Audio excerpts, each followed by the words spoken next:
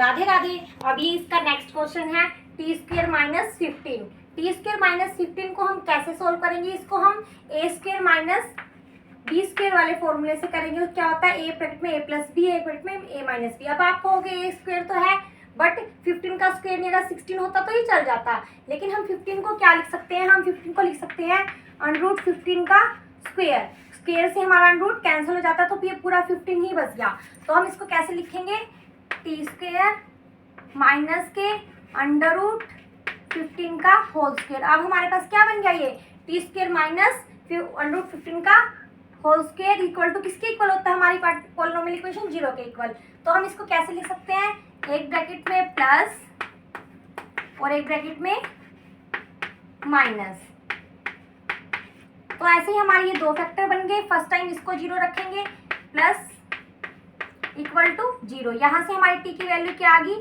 Minus के under root 15। और यहाँ से हमारी टी की वैल्यू क्या आ गई?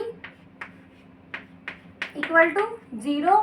T is equal to plus के अंडररूट 15। यहाँ से हमारी दो जीरोज निकल गई, यानी अल्फा की वैल्यू माइनस अंडररूट 15 और बीटा की वैल्यू प्लस अंडररूट 15। ऐसे ही हम वेरीफाई करेंगे इसका relationship. Sum of root and product of root. Sum of root क्या होता है हमारा?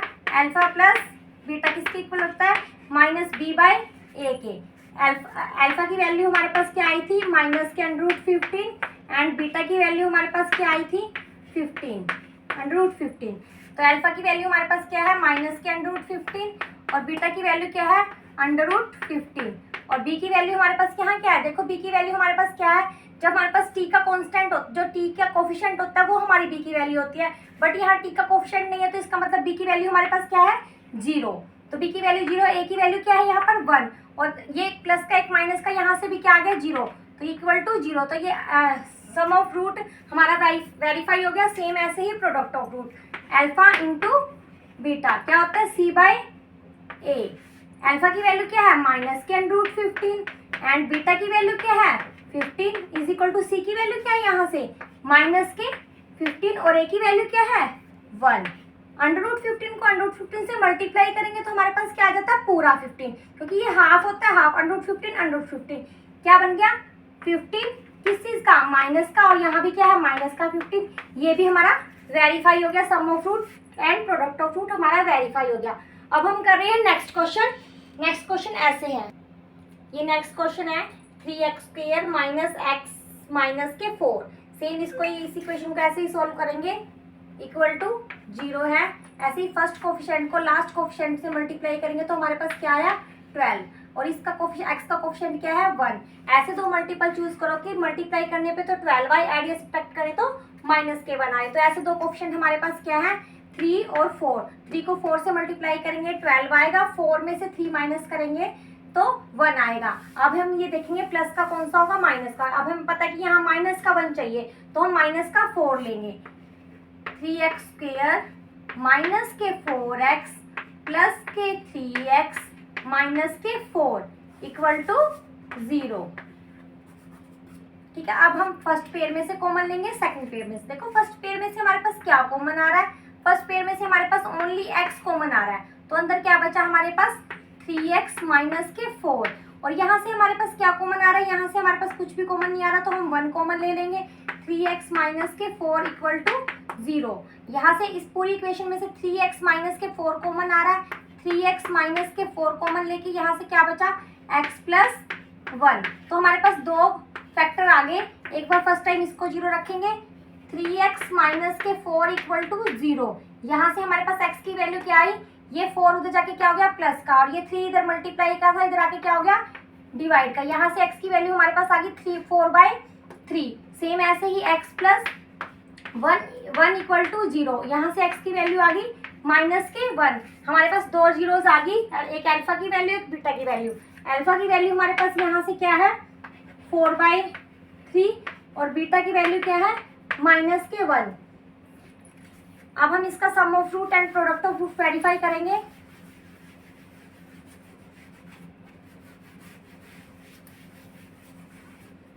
सम ऑफ रूट क्या होता है? Alpha plus beta is equal to minus के b बाई ए। अल्फा की वैल्यू यहाँ से हमारे पास क्या है 4/3 प्लस बीटा की वैल्यू क्या है -1। बी की वैल्यू यहाँ से क्या है -1 और माइनस फॉर्मूले में ही है और ए की वैल्यू क्या है हमारे पास 3। यहाँ से हमारे पास क्या आ जाएगा प्लस -1। तो इसको कैसे सोल्व करेंगे 1/3 आ गया माइनस माइनस प्लस होती है। यहाँ से 3 एलसीएम आया तो यहाँ से क्या आया 4 -1 3 जा 3 3 1 जा 3 इज इक्वल टू 1/3। 4 में से 3 गए 1/3 इक्वल टू 1/3। ये सम ऑफ रूट वेरीफाई हो गया। अब हम करेंगे प्रोडक्ट ऑफ रूट वेरीफाई करेंगे। प्रोडक्ट ऑफ रूट वेरीफाई कैसे करेंगे alpha into beta is equal to हमारे पास क्या होता है c बाई ए। अल्फा की वैल्यू क्या है 4/3 और बीटा की वैल्यू क्या है -1 और c की वैल्यू यहाँ से क्या है -4 और a की वैल्यू क्या है 3। अब 4 को 1 से -1 से मल्टीप्लाई करेंगे -4/3 और -4/3 ये भी वेरीफाई हो गया। तो हमने दोनों sum of root and product of root verify कर लिया। अब हम इसी चैप्टर का 2.2 का नेक्स्ट क्वेश्चन कर रहे हैं। नेक्स्ट क्वेश्चन हमारा है find a quadratic polynomial each with the given number as the sum and product of zeros respectively. यानी हमें क्या दे रखा है सेकंड क्वेश्चन के फर्स्ट पार्ट में हमें ये एक देखा 1/4 ये है sum of zeros and minus के 1 क्या है प्रोडक्ट ऑफ जीरोस। इसका हमारे पास फॉर्मूला होता है x² minus sum of zeros x plus product of zeros equal to 0।